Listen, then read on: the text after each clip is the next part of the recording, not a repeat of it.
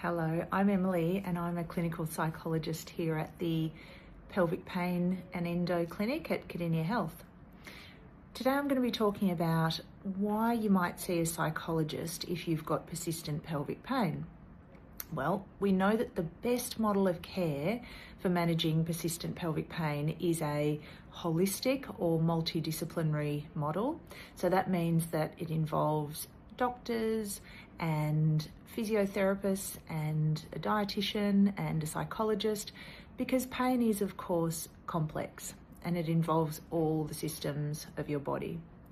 And so in terms of the psychological piece of the puzzle, one reason that you might see a psychologist is because persistent pain has a huge impact on your life. So it takes a big toll. And so it's very common to have symptoms of anxiety and depression. It can have a big impact on your work life. If you're parenting, it might have a big impact on your ability to parent and on the relationships that you're in. It can be hard to find an audience for that stuff too. And so I guess seeing a psychologist is one way that you can get that stuff off your chest in a safe place and with someone who might understand the impact that persistent pain can have on your lifestyle.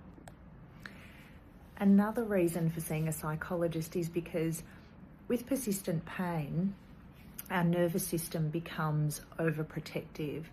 And so what that means is that it becomes really good at playing the pain tune, essentially, good at producing pain.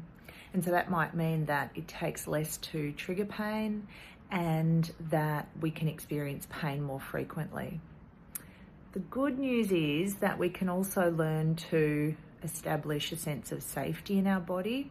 So we can sort of let our nervous system know that we don't need to be overprotective, we don't need to be dialed up all the time.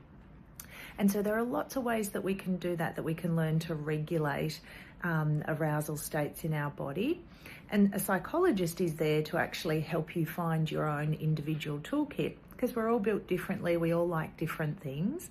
And so it's about finding lots of often quick things that you can do, 5-minute things, 10-minute things that you can do in a day, just to make sure that we're taking care of stress in our body, or maybe stimulating a nervous system that's a little bit shut down. And that, of course, has a very beneficial impact on pain. A psychologist can also help you understand the thinking piece of the puzzle in a bit more detail. And so what we know is that our thoughts can be a huge driver of pain. It's understandable if you have persistent pain that you'll be thinking things like, why is this happening to me? Are things ever going to get better? Things are getting worse. They're really understandable thoughts, but of course they create a sense of fear in the body. And that's going to, as I was just mentioning about the nervous system being overprotective, that's going to really drive pain. So it's not about positive thinking for the sake of it, certainly not. But it's about learning to firstly identify what it is that you're saying to yourself, and secondly have a think about what might be a more helpful, supportive narrative to have in your head. Come up with a bit of a script.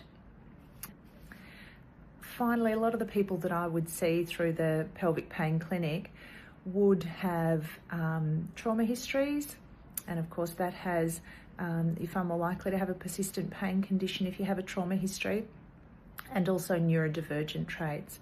And so they might be some additional reasons why you would see a psychologist.